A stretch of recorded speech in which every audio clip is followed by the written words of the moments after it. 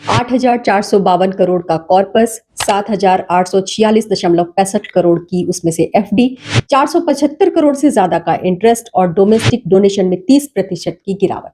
इसके साथ ही foreign donation में भी 18% की गिरावट और एक साल में इमरजेंसी के नाम पर खर्च हुआ लगभग 0.01%। तो लगभग 6 बरस के लंबे इंतजार के बाद पीएम केयर्स फंड की ऑडिट की जो तस्वीर आपके सामने आई है वो किसी कैग की नहीं है, किसी सरकारी कंपनी का ऑडिट की नहीं है, ये एक प्राइवेट कंपनी का ऑडिट है जो आपके सामने पेश किया गया है।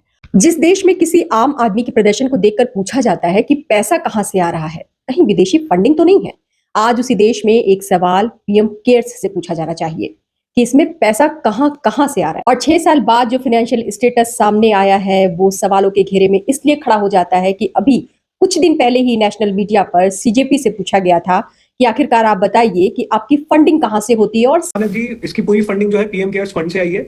आपसे निवेदन है कि पीएम केयर्स फंड की पूरी जांच की जाए। सीधा जवाब मिला था कि भाई हमारी फंडिंग पीएम केयर्स फंड से हुई है और उसकी जांच कराइए। तो कहीं ऐसा तो नहीं है कि एक नया आंदोलन न खड़ा हो जाए, इस पर बहस ना हो जाए, कहीं सारा फोकस पीएम केयर्स फंड पर ना आ जाए। तो शायद इसीलिए एक अधूरी आनन फानन में कहानी आपके सामने पेश कर दी गई। लेकिन क्या आपको पता है कि 2020 में 5 चाइना बेस्ड कंपनियों के पीएम केयर्स कंट्रीब्यूशन की रिपोर्ट सामने आई थी।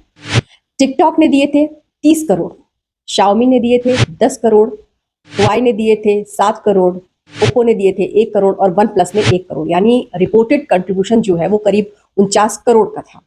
अब सवाल यह है कि जब दूसरों की फंडिंग पर आप सवाल उठाते हो तो पीएम केयर्स की फंडिंग की पूरी पारदर्शिता अब तक क्यों नहीं रखी गई।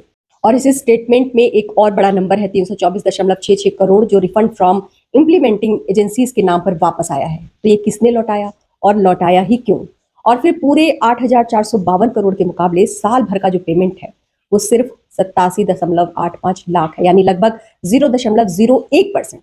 तो समझिए कि सवाल सिर्फ इतना नहीं है कि पैसा कितना है, सवाल यह है कि पैसा आया कहां से है, एफडी में क्यों पड़ा है, खर्च कितना हुआ है और 324 करोड़ रुपए वापस क्यों आए। आपको लगता है कि जनता के पैसे का हिसाब जनता को मिलना चाहिए तो इसे लाइक कीजिए, इसे शेयर कीजिए और ऐसी दस्तावेजों वाली पड़ताल के लिए चैनल को सब्सक्राइब करना मत भूलिएगा, क्योंकि अगला सवाल और सीधा होगा कि पीएम केयर्स को आखिर पब्लिक स्क्रूटनी से इतनी दूरी क्यों है।